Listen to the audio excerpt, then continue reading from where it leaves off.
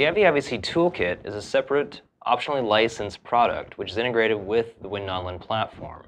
It contains multiple tools to facilitate IVIVC analyses, including deconvolution, convolution, Levy plots, and an IVIVC wizard. The IVIVC wizard in the IVIVC Toolkit for WinNonlin is a separate dialog that helps manage the workflow for a level A correlation. This is a correlation that makes a link directly between the dissolution profile and the actual time course of the in vivo plasma concentration profile. There are tools for deconvolution of the plasma profiles to get the fraction absorbed. There are tools for fitting and smoothing the dissolution data, as well as tools to validate, both internally and externally, the model that you create.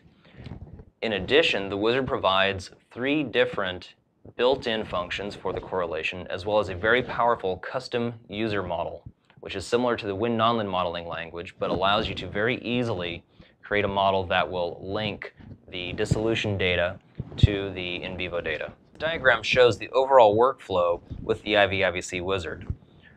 What the IVIVC wizard does is wrap up several workflow elements together and present a very usable interface to get you past the data exploration into modeling dissolution profiles, estimating absorption, actually building your IVIVC model, as well as validating that model and using it to predict the pharmacokinetics of new formulations. The correlation tab is the center of the IVIVC wizard. On this tab, we bring together the in vitro and in vivo data and apply a correlation, which is a model that mathematically relates the absorption and dissolution. Now, the dissolution was our in vitro data, and our absorption is deconvolved from the in vivo data that we've observed in actual patients. Selecting a model and building the correlation will estimate the parameters for that model. In this case, you can see that there's the first model selected, so we're going to estimate the absorption scale and the time scale. After validating the model, which actually runs a very complex process to predict the AUC and Cmax for each of the formulations, you get in the bottom what we call the validation grid. The validation grid shows the % prediction error between the predictions and the observed data.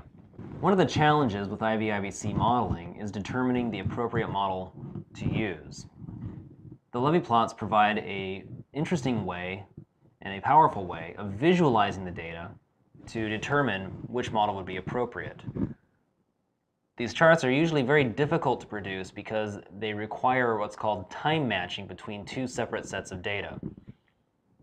In Excel or worksheet programs or statistics programs like SAS or S+ or R, this can be somewhat difficult to manage. The IVIVC wizard, however, makes these readily available and allows you to look, for instance, at fraction absorbed versus fraction dissolved between each of the formulations, using at each of the data points the matched time between the 2 data sets. Conversely, you can also look at the time in vivo and the time in vitro at which you find the matching fraction absorbed and fraction dissolved.